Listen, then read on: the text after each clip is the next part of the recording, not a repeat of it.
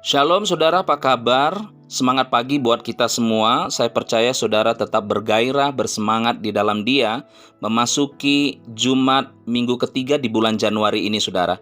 Hari ini saya membagikan tentang mendengar suara Tuhan, mendengar Tuhan saudara. Nah, mari kita buka di dalam kitab Lukas 8 ayat 49. Ketika Yesus masih berbicara, datanglah seorang dari keluarga kepala rumah ibadat itu dan berkata, "Anakmu sudah mati.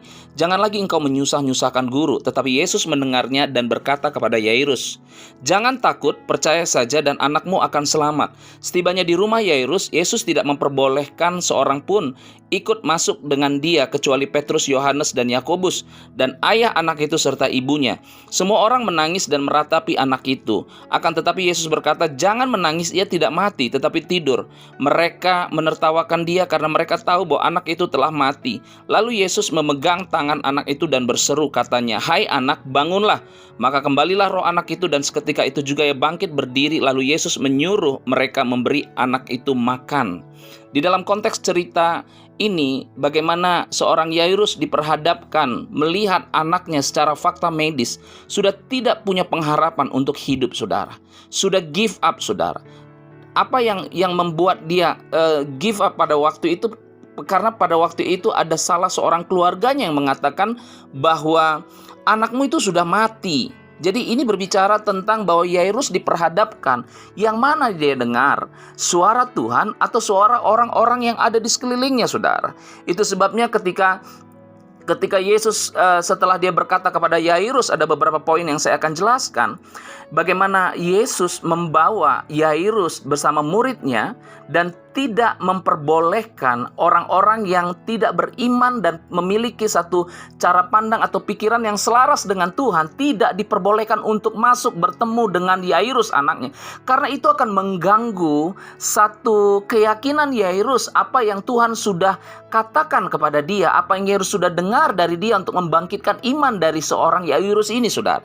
Itu sebabnya hari ini saudara, apapun pergumulan masalah yang saudara hadapi, baik itu saudara sedang menghadapi pergumulan keuangan, pergumulan sakit penyakit, atau saudara menghadapi satu sakit secara psikis di dalam kehidupan saudara, ingat baik-baik, ketika saudara mendengar suara Tuhan, setan juga tidak tinggal diam untuk memakai banyak orang untuk menjatuhkan iman saudara.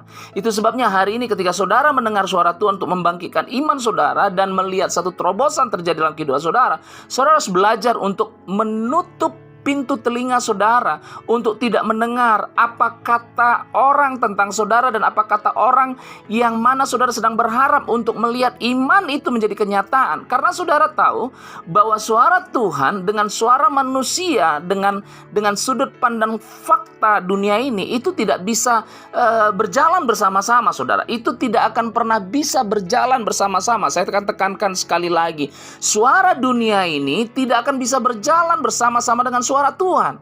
Karena Allah berbicara tentang perkara ilahi, manusia selalu berbicara tentang perkara duniawi, fakta medis, fakta yang kelihatan, fakta yang nampak, saudara. Tapi di sini Yairus diajar oleh Tuhan untuk belajar dengar dia, dan tidak diizinkan orang-orang yang tidak memiliki cara pandang dan perspektif yang sama dengan Tuhan tidak diperbolehkan untuk masuk, karena itu mengganggu suara Tuhan yang membangkitkan iman Yairus pada waktu itu. Apa yang Yesus katakan di dalam ayat 52, ya, semua orang menangis dan meratap anak itu, akan tetapi Yesus berkata, di sini Yesus menekankan dengan suara yang begitu luar biasa kepada Yairus, dikatakan, "Jangan menangis, ia tidak mati." Ya, jangan menangis, ia tidak mati. Tapi ayat sebelumnya berkata, saudara, kalau saudara lihat, perhatikan, ya, tadi ayat yang tadi saya katakan, ayat sebutkan itu untuk menegaskan kembali apa yang Yesus katakan di ayat sebelumnya, di ayat 50. Tetapi Yesus mendengarnya dan berkata kepada Yairus, yang pertama, "Jangan takut, percaya saja dan anakmu akan sembuh." Kata "jangan takut" ini berbicara tentang bagaimana membawa Yairus atau mungkin saudara hari ini yang mendengar firman Tuhan untuk keluar dari setiap ketakutan yang dikarenakan saudara meletakkan satu pengharapan kepercayaan saudara kepada fakta medis atau fakta-fakta dunia ini yang membuat saudara galau, yang membuat saudara mengalami satu ketakutan di dalam hidup ini. Tapi di sini Tuhan menekankan kata jangan takut, dia membawa kita untuk melihat satu kesadaran bahwa Tuhan bersama dengan kita. Tuhan tidak tinggalkan kita. Tuhan akan memberikan jawaban kepada kita oleh perkataannya, saudara. Dia menekankan kata jangan takut, sedang menyadarkan kita bahwa Tuhan bersama dengan kita. Poin yang kedua saya mau bagikan hari ini, dia katakan percaya saja. Saudara tahu artinya percaya saja? Percaya saja ini berbicara tentang pengenalan akan Tuhan dan pengalaman saudara bersama dengan Dia. Jadi tidak mungkin seseorang bisa mempercayai satu figur atau sosok kalau orang tersebut tidak mengenal figur itu, saudara. Begitu juga saudara tidak mungkin bisa mempercayai istri saudara, mempercayai suami saudara, mempercayai teman-teman saudara kalau saudara tidak mengenal mereka. Itu sebabnya pengenalan akan Tuhan akan menciptakan sebuah trust yang begitu tinggi kepada Tuhan. Itu yang membuat setiap orang tidak bimbang, tidak mendua hati, tidak bimbang hatinya, saudara. Karena apa? Karena ketika orang meletakkan trust kepada Dia, ini menekankan bahwa seseorang itu mengenal Tuhan secara pribadi. Poin yang ketiga yang saya mau bagikan adalah dia katakan anakmu akan selamat. Saudara perhatikan baik-baik. Ketika Tuhan berbicara kepada Yairus, anakmu akan selamat. Ini berbicara tentang bahwa Tuhan sedang membawa Yairus atau kita yang saat ini mendengar firman Tuhan untuk tidak lagi melihat dengan kacamata dunia ini, dengan kacamata manusia, saudara, tapi dengan kacamata kebenaran firman Tuhan. Itu sebabnya tadi saya katakan bahwa fakta ilahi sangat berbeda dengan fakta duniawi. Itulah di mana kita diajar untuk melihat dengan mata iman. Jadi ada 3 poin bagaimana kita mendengar suara Tuhan untuk melihat satu terobosan terjadi keluar dari pergumulan, keluar dari setiap ketakutan, keluar dari setiap kekhawatiran kita. Kita tahu bahwa di tahun 2022 banyak orang yang meramalkan baik itu dari paranormal maupun hamba Tuhan. Dia berbicara tentang tahun 2022 ini berbicara tahun resesi, tahun bencana, tahun di mana mengalami satu inflasi yang begitu hebat, tahun di mana kita mengalami banyak kegoncangan. Hei, saya katakan kepada engkau, itu fakta dunia. Itu fakta dunia. Tapi ketika kita berbicara tentang fakta ilahi, maka engkau sendiri ketika mendengar suara Tuhan, engkau membalikkan satu keadaan yang tidak mungkin bagi Allah untuk melewati semua perkataan-perkataan paranormal, perkataan-perkataan hamba Tuhan di dalam penglihatan mereka, yang mana engkau akan melewati semua. Sehingga engkau memandang bahwa tahun resesi itu menjadi tahun resepsi buat kamu di dalam Dia. Tahun kesusahan di mana engkau melihat itu tahun keselamatan yang Tuhan berikan kepada engkau. Tahun di mana engkau mengalami satu krisis, engkau akan balikan itu menjadi tahun kelimpahan di dalam kehidupanmu. Kenapa? Tahun di mana engkau mengalami sakit penyakit, engkau akan mengalami tahun ini tahun mujizat kesembuhan.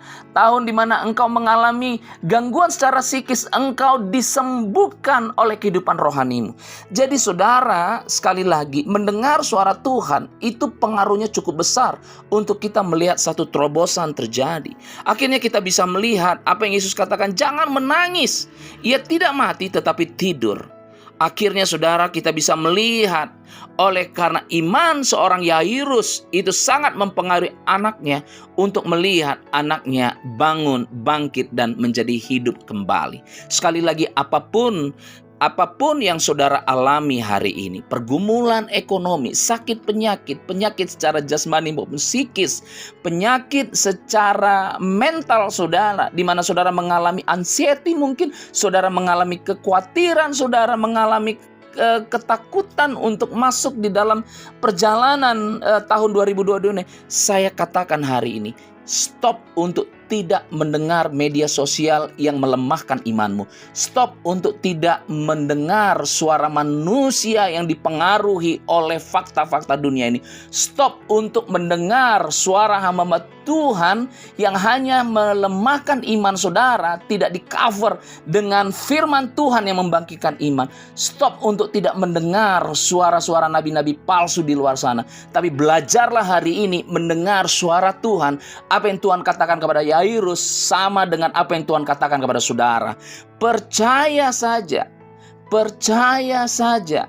Anakmu akan diselamatkan. Percaya saja. Percaya saja. Firman Tuhan katakan, percaya saja, jangan takut, anakmu akan selamat. Percaya saja, jangan takut, engkau akan luput dari semua bencana, luput dari setiap sakit penyakit, luput dari setiap resesi, luput dari semua fakta-fakta yang menghancurkan hidupmu. Sekali lagi, ketika engkau mau melihat satu terobosan yang besar di dalam kehidupanmu, engkau perlu belajar untuk stop dan berhenti. Tidak mendengar suara dunia ini, tapi mendengar suara Tuhan atau perkataan Tuhan atau firman Tuhan.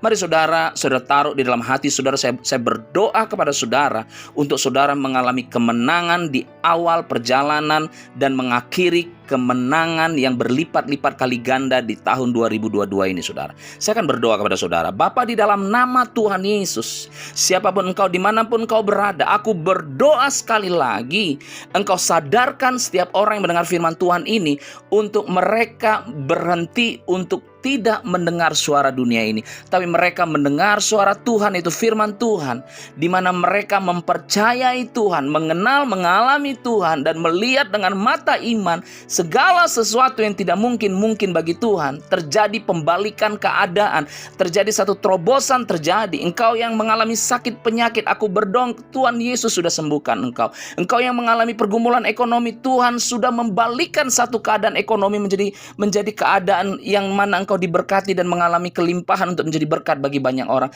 Di tahun di mana engkau mengalami ketakutan di dalam hidupmu secara psikis, aku berdoa engkau sudah disembuhkan karena engkau mendengar suara Tuhan. Terima kasih Bapa, aku berdoa setiap kami mendengar firman Tuhan diberkati dan sudah diberkati untuk menjadi berkat. Terima kasih Bapa, kami ucap syukur, segala hormat pujian bagi nama-Mu. Kami berdoa dan sudah diberkati. Yang percaya katakan sama-sama amin. Shalom, selamat beraktivitas.